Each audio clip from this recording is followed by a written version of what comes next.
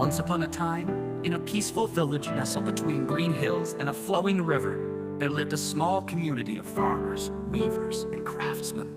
The villagers were known for their close-knit relationships, where everyone knew each other by name and helped one another.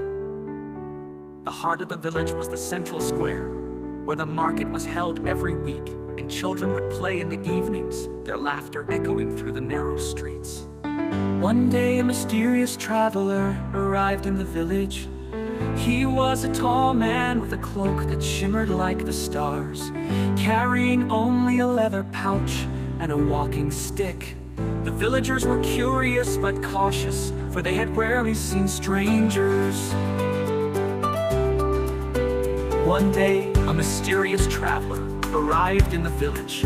He was a tall man with a cloak that shimmered like the stars, carrying only a leather pouch and a walking stick. The villagers were curious but cautious, for they had rarely seen strangers. The village elder, an old woman named Mara, welcomed him with warm tea and asked him what brought him to their quiet corner of the world. The traveler smiled kindly and said, "I seek a place where I can learn the true value of life, the kind of wisdom that only a simple village can offer." Mara, intrigued by his words, invited him to stay for a few days.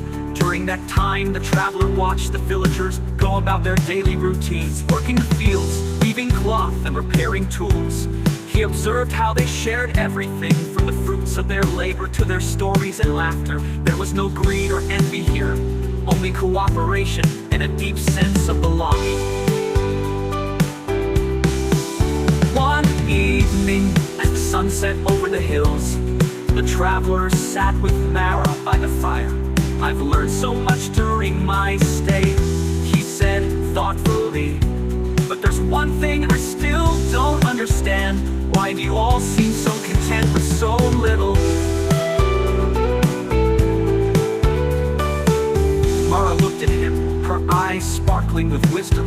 "The wealth of a village is not counted in gold or silver, but in the richness of the bonds we share.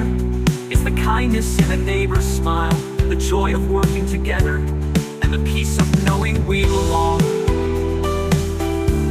The traveler stayed for several more days, taking to heart the lesson he had learned. Before he left, he thanked the villagers and promised to carry their wisdom with him wherever he went. As he disappeared down the path, villagers returned to their work, knowing that the simple truths of their village had once again touched someone's heart. And so the village continued to thrive, not because of its material wealth, but because of the spirit